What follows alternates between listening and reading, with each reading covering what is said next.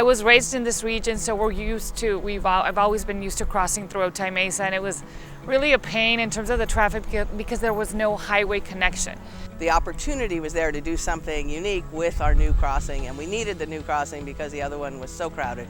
Even today, people still wait in line hours and hours, but at least we now have 2 spaces. I would hope that we get more of our share of companies here so that we get more jobs. Because that's where we're really lacking in this area, is that jobs housing balance.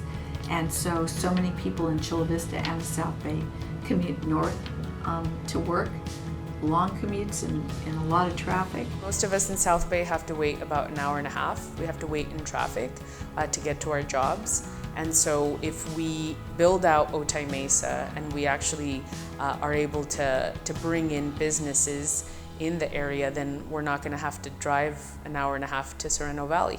We could just go east on the 905 and get to work. It's a land of great opportunity.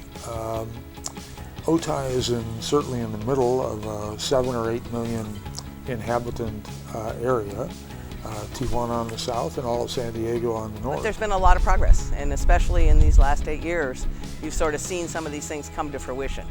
They had seeds in the prior years, but they sort of came together during this one. David has a phenomenal understanding of how things work, and his leadership in Otay for the past terms, 8 years, has been just terrific. He actually was the one who spearheaded this task force to make sure this truck route would be built, along with Mayor Faulkner.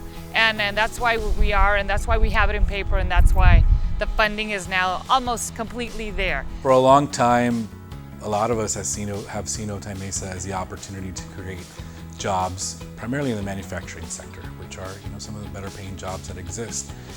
And for a long time, it was just sort of a dream, up until several years ago when we adopted a community plan. The city also played a major role in, again, bringing something together that had started a while back, but was the cross-border express terminal, which is our air terminal on the U.S. side that connects us to the airport in Tijuana. Folks can take the Tijuana International Airport and access it through Otay Mesa and just cross a footbridge. We now talk all the time at all levels of government about one region, one economy, one environment.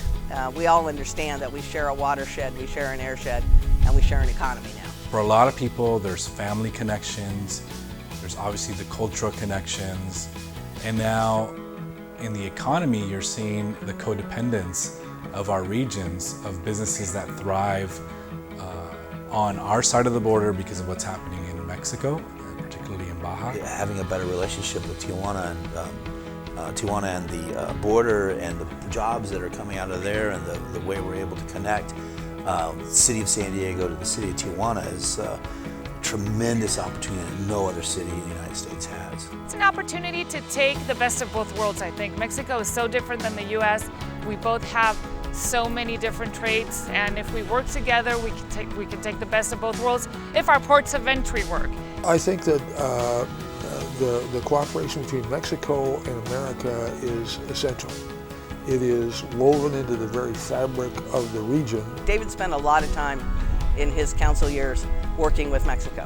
So he's made the effort to really build relationships with members of the city council in Tijuana and other cities to work with the project. The small businesses are the drivers of the economy. They employ the most number of people, whether it's in San Diego or in our country. And unfortunately, their voice isn't really heard when it comes to decision making. We asked David Alvarez to be on our board as well. And I was really surprised he jumped right on it really quickly. He was like, I'm in. He came in, looked around, did the tour and said, H, you need a bigger place for your vision.